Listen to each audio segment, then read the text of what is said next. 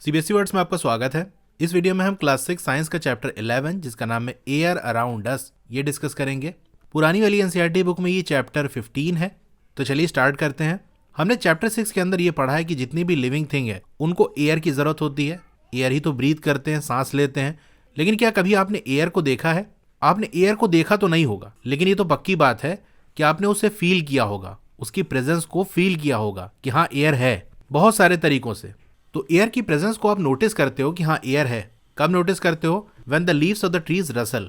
Russell का मतलब होता है सरसराहट, खड़खड़ाहट, यानी जब हवा चलती है तो पेड़ों की पत्तियां हिलती हैं, उससे एक आवाज निकलती है। तो इन पत्तियों के हिलने से और उससे आने वाली आवाज से आप समझ जाते हो कि हाँ हवा है, कितनी हवा चल रही है।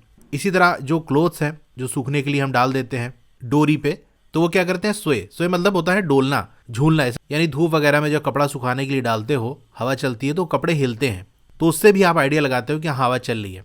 इसी तरह जब फैन आप स्विच ऑन करते हो तो आपकी बुक के जो पेजेस हैं वो क्या करते हैं? Begin fluttering. फ्लटर का मतलब होता है फड़फड़ाना। तो पन्ने पलटने लगते हैं ना, तो एक फ्लटरिंग सी साउंड आती है। तो पंखे से क्या होता है? हवा निकलती है। तो इन सारी चीजों से आप समझ जाते हो कि हाँ हवा है, एयर है। अब जो आप पतंग उड़ाते हो ना, वो क्यों उड़ा पाते हो? यही एयर जो मूव करती है इसकी वजह से। यानी हवा चलती है तभी तो पतंग उड़ती है। अगर हवा ना चल रही हो तो पतंग कैसे उड़े? तो हवा होती है और हवा चलती है तभी आप पतंग उड़ा पाते हो।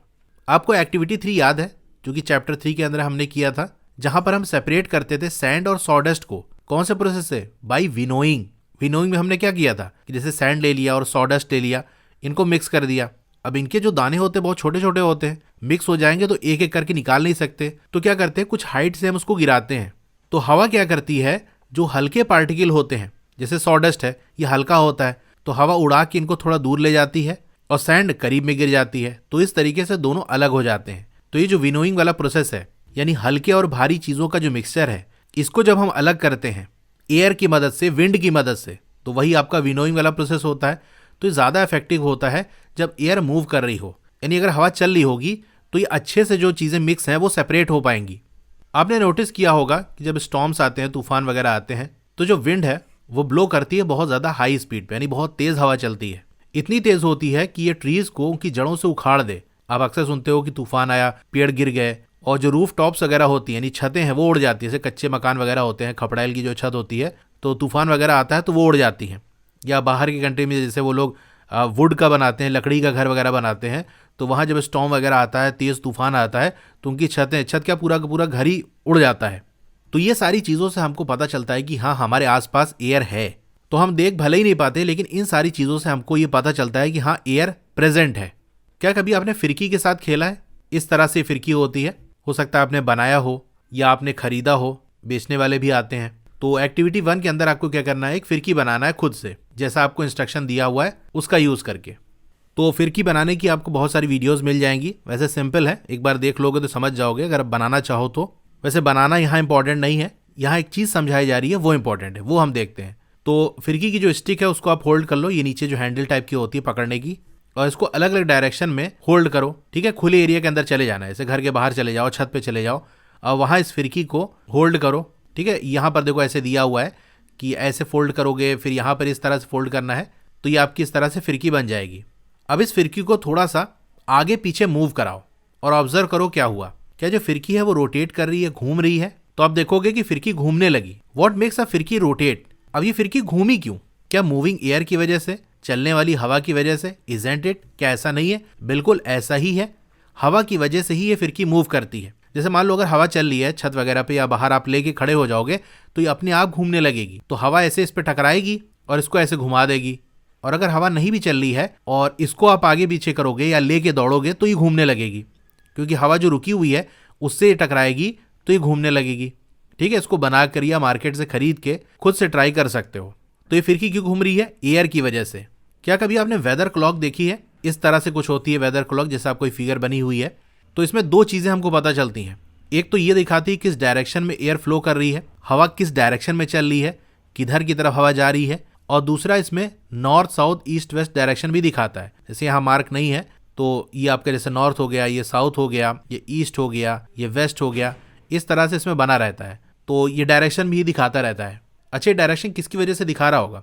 यहाँ पर एक मैग्नेट लगा होगा, उसकी वजह से। पिछले वाले चैप्टर में आपने पढ़ा होगा। और ये जो ऊपर एरो देख रहे हो ये आपको विंड का डायरेक्शन बताएगा, किस तरफ हवा चल रही है। चलिए एक सिंपल सा मैंने 5 मिनट में एक विंड वेन बनाया है, यानी जिससे हवा का डायरेक्शन बताया जा सके।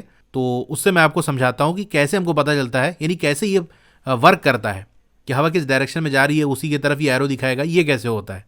तो ये मैंने एक सिंपल सी वेदर क्लॉक बनाई है। बेसिकली इसमें सिर्फ विंड का डायरेक्शन आपको बताएगा, तो इसको विंड वेन भी कह सकते हो। यानी इसमें नॉर्थ साउथ ईस्ट वेस्ट वाला डायरेक्शन नहीं बताएगा। ये मैंने ऐसे ही सिंपल सा आपको समझाने के लिए बता दिया कि जो विंड वेन होती है, यानी विंड का जो डायरेक्शन है वो कैसे पता चलता है। अब देखो ये गोल गोल ऐसे घूम सकती है। तो होगा क्या, जब हवा चलती है तो अगर मान लो इस डायरेक्शन में विंड चल रही है तो हवा इससे टकराएगी, यहाँ पर भी टकराएगी, इन जगहों पर भी, लेकिन यहाँ पर छोटा सा एरिया है तो थोड़ा सा टकराएगी, बाकी साइड से निकल जाएगी। इस हिस्से पे हवा ज़्यादा पड़ेगी, यानी यहाँ पर जो विंड का फोर्स है वो ज़्यादा लगेगी। इसकी वजह से क्या होगा, जैसे हवा यहाँ टकराई तो ये ऐसे इसको घुमा देगी और अपना सीधा निकल जाएगी। तो ये एरो आपको जिधर दिखा रही है, आपको इससे पता चल जाएगा कि हाँ इस तरफ यानी इस डायरेक्शन में विंड चल रही है। अब अगर मान लो ऐसे हमने रखा है, हवा ऐसे चल रही है, तो उस केस में भी ये इस पे टकराएगी और ऐसे हवा निकल जाएगी, और ये जो आपकी एरो है इस तरफ पॉइंट करेगी, तो आपको पता चल जाएगा कि इस तरफ हवा चल रही है। तो आप समझ गए होगे किस तरह से ये वर्क करता है। अब एक क्वेश्चन हमारे सामने है 11.1, is the air present everywhere around us. क्या जो एयर है वो हमारे आसपास हर जगह प्रेजेंट है। चलिए देखते हैं। क्लोज योर फिस्ट, अपनी मुट्ठी बंद करो। अब बताओ उसके अंदर क्या है। नथिंग भाई, खाली मुट्ठी आपने बंद की, कुछ लिया नहीं है, सिंपल मुट्ठी बंद कर ली, तो उसके अंदर कुछ नहीं है। क्या सच में कुछ नहीं है या आपकी मुट्ठी के अंदर कुछ है। आप कहोगे मुट्ठी खाली है, कुछ नहीं है। चलिए एक एक्टिविटी करते हैं और इससे ये पता लगाते हैं कि जब हमको ये लग रहा होता है कि इसमें कुछ भी नहीं है तो क्या उसमें कुछ होता है या नहीं। एक्टिविटी 2, एक खाली खुली हुई बोतल ले लेनी है आपको। क्या सच में ये एम्प्टी है, खाली है, या इसके अंदर कुछ है। तो अगर बॉटल आपने ली है उसके अंदर वैसे कोई चीज़ नहीं डाली है, वाटर वगैरह या और कुछ, यानी देखने से आपको खाली लग रही, तो आप कहोगे खाली है, कुछ नहीं है इसके अंदर। अच्छा इसको अपसाइड डाउन कर दो, यानी उल्टा कर दो। अब क्या इसके अंदर कुछ है। तो अगर मान लो कोई चीज़ उसके अंदर होगी, जैसे पानी वगैरह है, तो अगर उस उलट दोगे तो पानी सारा निकल जाएगा। अगर उसके अंदर कुछ नहीं डाला आपने, खाली थी, तो उल्टोगे तो कुछ नहीं निकलेगा उसके अंदर से, तो आप कहोगे देखो खाली है। अगर कोई चीज़ होती तो बाहर निकल जाती, हमने उलट दिया था। तो वैसे कुछ नहीं दिख रहा हमको, बॉटल को उलट दे रहे हैं तो भी कुछ उसके अंदर नहीं है, या मान लो अगर कुछ रहा भी होगा हमको दिखाई नहीं पड़ रहा, तो बॉटल उलट देने से निकल गया होगा। अब एक काम करना है हमको, अब डिप करो, यही जो ओपन माउथ है बॉटल का, बॉटल के माउथ वाला जो हिस्सा है उसको बकेट के अंदर, उस बकेट के अंदर आपको पानी भर लेना है। तो जैसा आपको दिखा रहा है इस तरह से आपको करना है। तो चलिए मैं आपको करके दिखाता हूँ कि कैसे क्या करना है। ये हमारे पास बकेट है, इसके अंदर वाटर है, इसमें थोड़ा सा मैंने कलर डाल दिया है ताकि आपको समझ में आ सके यहाँ पर क्या हो रहा है। ये हमने एक बॉटल ले ली है। अब इस बॉटल को इन्वर्टेड पोजीशन में, यानी बिल्कुल उल्टा, उल्टे में भी ये एकदम सीधी पोजीशन में होगा, ऐसे तिरछा नहीं करना आपको, बिल्कुल सीधा इस बकेट के अंदर हम डालेंगे और देखते हैं कि क्या इस बकेट में जो वाटर है इस बॉटल के अंदर जाता है कि नहीं।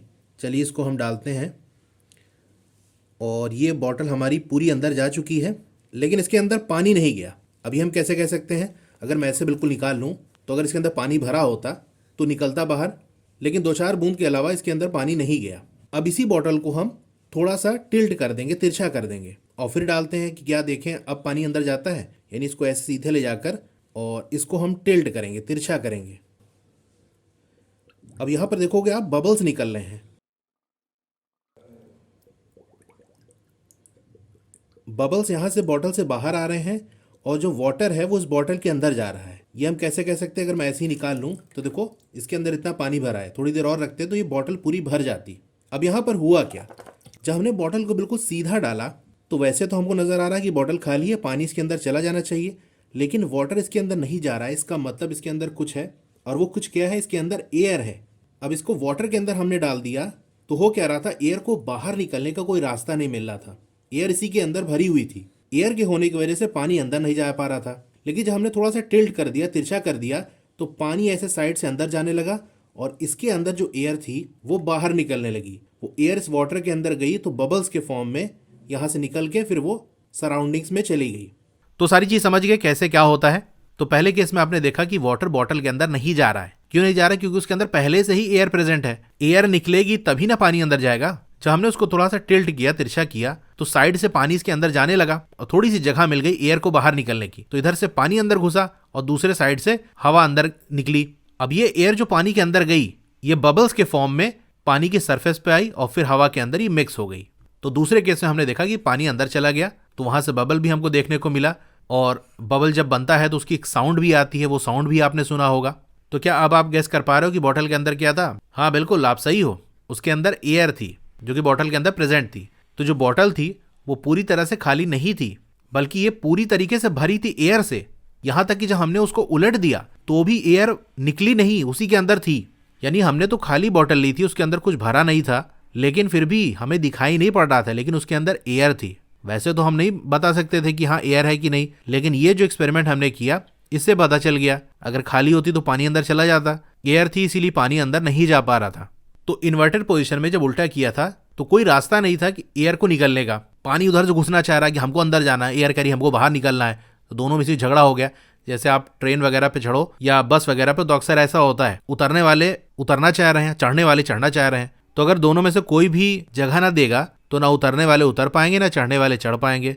तो होता क्या है कि भैया एक साइड से अंदर घुसो, एक साइड से बाहर निकलो। तो जब बॉटल को टिल्ट किया गया तो एयर जो है वो बाहर आ गई बबल्स के फॉर्म में, और जो पानी था वो अब जो खाली स्पेस हुई एयर के निकलने के बाद उस जगह को वो ऑक्यूपाई करने लगा, वहां पर वो पानी जाने लगा, क्योंकि एक तरफ से एयर निकल रही थी। तो अब हकीकत में वो बॉटल खाली हुई थी जो कि अब पानी से भर जाएगी। तो इस एक्टिविटी से हमको ये पता चला कि जो एयर है वो स्पेस ऑक्यूपाई करती है, यानी जगह घेरती है। तो इसने पूरी जगह जो बॉटल के अंदर थी उसको फिल कर लिया था, भर लिया था। ये जो एयर है वो हर तरफ हमारे प्रेजेंट है, यानी हमें नहीं भी दिखाई दे रहा है फिर भी ये प्रेजेंट है। जैसे आपने मुट्ठी बंद की तो आपके फिस्ट के अंदर, मुट्ठी के अंदर जो जगह होगी वहां एयर होगी, एयर प्रेजेंट है वहां पर। आपको भले ही नहीं दिखाई पड़ रहा लेकिन एयर है वहां पर। तो एयर हर जगह है। एयर का कोई भी कलर नहीं होता, और इस एयर के आर पार हम देख सकते हैं। तो जिसके आर पार देख सकते हैं उसको हम क्या कहते हैं? ट्रांसपेरेंट। तो दो चीजें आप एयर के बारे में याद रखना कि एयर का कोई कलर नहीं होता और ये ट्रांसपेरेंट होती है। याद क्या रखना, आपको तो मालूम ही है कि एयर का कोई कलर होता है क्या? कोई कलर दिखाई पड़ता है? नहीं दिखाई पड़ता। और इसके आर पार हम देख सकते हैं, हर तरफ तो हमारे एयर है, लेकिन फिर भी जैसे आप मोबाइल में या लैपटॉप में कहीं पर भी ये वीडियो देख रहे हो तो आपकी आईज और जो मोबाइल की स्क्रीन है उसके बीच में एयर है, लेकिन उसके थ्रू आप देख पा रहे हो। इसका मतलब एयर क्या है? ट्रांसपेरेंट है। हमारी जो अर्थ है वो सराउंडेड है, घिरी हुई है by a thin layer of air. तो हमारी अर्थ के चारों तरफ एक लेयर है पतली सी एयर की, यानी वहां पूरी हवा भरी हुई है। अब आप कहोगे थिन लेयर है, क्या कुछ सेंटीमीटर या मिलीमीटर की है? नहीं, ये जो लेयर है ये फैली हुई है कई किलोमीटर तक। अपने हिसाब से ना देखो कि हाँ पतली है तो मतलब हो सकता है कि 1-8 सेंटीमीटर की हो। अर्थ के साइज के हिसाब से देखो, अर्थ हमारी कितनी बड़ी है उसके हिसाब से तो कुछ ही किलोमीटर की लेयर है। तो अर्थ के साइज के हिसाब से ये पतली लेयर है। जैसे मान लो ये हमारी अर्थ है और इसके चारों तरफ ऐसे ये पतली सी लेयर है एयर की above the surface of the earth, यानी अर्थ की जो सरफेस है वहां से ये कुछ किलोमीटर तक, ठीक है, कुछ किलोमीटर तक ये जो लेयर है वो फैली हुई है। इसी लेयर को हम क्या कहते हैं? एटमॉस्फेयर। तो एटमॉस्फेयर क्या है? यही जो एयर की लेयर हमारी अर्थ की जो सरफेस है उससे कुछ किलोमीटर तक फैली हुई है, इसी लेयर को हम एटमॉस्फेयर कहते हैं। तो जैसे जैसे हम एटमॉस्फेयर में ऊपर की तरफ जाएंगे the air gets rarer. Rarer मतलब कमी होने लगेगी। जैसे मान लो अर्थ की सरफेस पे हम यहाँ पर हैं तो इस जगह पर एयर हमको बहुत ज़्यादा मिलेगी। जैसे जैसे ऊपर जाएंगे एयर हमारी कम हो जाएगी, हवा कम हो जाएगी। तो अब आप सोच सकते हो कि जो आपके माउंटेनियर्स होते हैं वो अपने साथ ऑक्सीजन सिलेंडर को कैरी करते हैं जब हमको माउंटेन को क्लाइंब करना होता है, पहाड़ चढ़ना होता है। तो आप देख सकते हो ये इन्होंने पीछे सिलेंडर लगाया है। तो ये अपने साथ ऑक्सीजन सिलेंडर को कैरी क्यों करते हैं? क्योंकि जैसे हमने बात किया कि जैसे जैसे हम ऊपर की तरफ जाते जाएंगे हवा जो है वो कम हो जाएगी, हमको सांस लेने के लिए एयर की ज़रूरत है, और एयर में भी किसकी? ऑक्सीजन की ज़रूरत है। तो अगर हवा कम होगी तो ऑक्सीजन भी कम ही होगी। तो यही ऑक्सीजन की कमी की वजह से जितना हम ऊपर की तरफ चढ़ते जाएंगे, जैसे माउंटेन है वो ऊंचाई पे है तो हवा कम है, ऑक्सीजन कम है, तो सांस लेने में दिक्कत होगी। इसीलिए ये ऑक्सीजन सिलेंडर अपने साथ रखते हैं, इसके अंदर ऑक्सीजन भरी होती है, तो इससे वो आराम से सांस ले सकते हैं। तो ये सारी चीज़ें हो गई और इस वीडियो को हम यहीं तक रखते हैं। छोटा सा चैप्टर है, 2 और वीडियो आएगी और ये चैप्टर हमारा कंप्लीट हो जाएगा। तो अगर आपको क्लास 6 की और वीडियोस देखनी है तो इस तरह से आपकी वीडियो चली होगी। पहले आप वीडियो को लाइक कर लो, इधर लाइक का बटन होगा, और चैनल को सब्सक्राइब कर लो। तो यहाँ देख सकते हो नीचे मोर लिखा होगा, उस पर आपको क्लिक कर देना है। फिर आप यहाँ पर स्क्रॉल डाउन करोगे तो आप देख सकते हो सारी प्लेलिस्ट आपको मिल जाएगी। क्लास 6 साइंस, क्लास 6 मैथ्स की चैप्टर वाइज प्लेलिस्ट है जो कि नीचे आपको मिल जाएगी। तो जो भी वीडियो आपको देखनी है उसके सामने जो लिंक दिया हुआ उस पर आप क्लिक करोगे तो वहाँ से वो ओपन कर लोगे। जैसे क्लास 6 साइंस देखनी है ना तो यहाँ पर आप क्लिक करोगे तो क्लास 6 साइंस की वीडियो आपको सारी यहाँ पर मिल जाएगी। Okay, thank you.